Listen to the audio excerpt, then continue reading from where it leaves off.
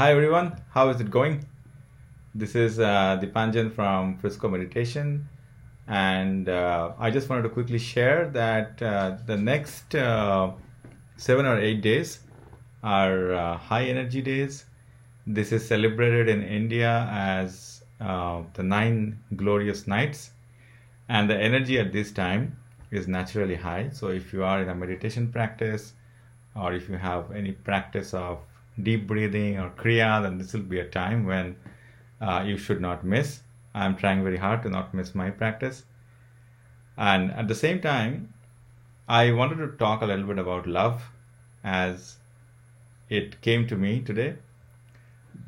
When we often speak about love, we think that love is an emotion, right? We love our family, we love our friends, we love our partners, we love our pets.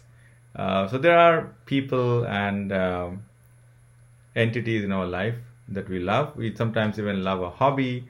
We love certain characters in movies. So there are different things we love, and the love is different, right? So the way you love your partner is different from the way you love your child, maybe, or your parent, right? Uh, One interesting thing, right, to look at it, and this is not a question this to answer. This is more for our own reflection. If you look at what is this love, right? Is it just my emotion? Is it just that I like somebody because of certain qualities? What happens if those qualities change, right? So we see people falling in love, and we see people falling out of love, right? So why does that happen? Is it because I have not really loved the person? I have loved certain qualities. Could be, for some people we love them because they're attractive to begin with. Depends on how we define attraction. Or some people you love because they are related to you, or somebody you love because something in them makes you feel happy. Maybe the way they behave, maybe their qualities, compassion or love or friendliness in them, whatever it might be. So, is it the quality in that person that makes us love them? And what happens if that quality changes, right? If that person is not so friendly anymore, or if they don't believe in your ideologies anymore, their concepts, their beliefs have changed, will you still love them? This thing came to me when I was a kid, and I don't know how this thought came to me, that I had a crush on somebody, and then this thought came to me that what if she doesn't look the way she is, right? And what if she becomes somebody who is not pretty? Will I still have this crush? I don't know how I got this thought, but then that thought really shook me. That so much of our attraction and love, at least in the young days, we call it love. It's based on the physical appearance of the person, right? And as we grow, then the definition of the love change, but then it is still conditional. It is based on something in that person that we think fulfills us, right? There's another interesting way to look at it, right? What if you lose all your memory?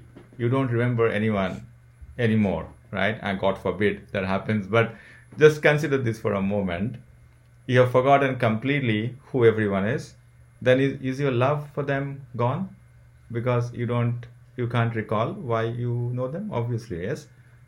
So in the ancient Indian philosophy, right, the Upanishads and the Vedas, right, so they have talked about love as something very different. It's not an emotion. It's our very quality, right? It's that space in us that is the same. That the space in me, which is love, the very core of my existence is love. And that very core of my existence, they say, is the very same as your core, right? So there is no difference.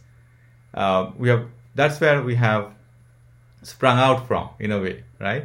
Our very core is love, and that's unconditional. That's the unconditional space in us. And from that unconditional space, some conditions we have got identified with. Let's put it that way. And then from those conditions, we have started saying that I am this person, these are my likes, and these are my beliefs, these are whatever it is, right? Whatever, however you define yourself as a person. Um, and everything about the person is conditional.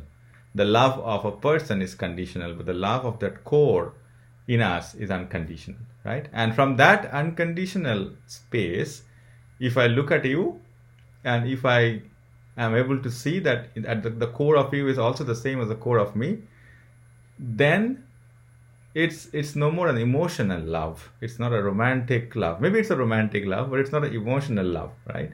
It is not a conditional love. And I love you because you live in Texas or you're my neighbor. Maybe that's not true. Or whatever, right? You're my partner, you're my child, you're my father. Not that, right? I love you because I see you're the same as me. And it doesn't need a condition. And that's a very different way of looking at love. And in the ancient Indian text, they say that is the full definition of love. That's the complete definition of love. And that love is divine love. Yeah. So just wanted to share this thought as it came to me today. And I hope you enjoy this and you reflect on this. And this coming 7 or 8 days, I hope that you get to experience some peace and do some meditation and get to explore the core of your being beyond conditions and beyond definitions. All right. Namaste. And I look forward to seeing you again.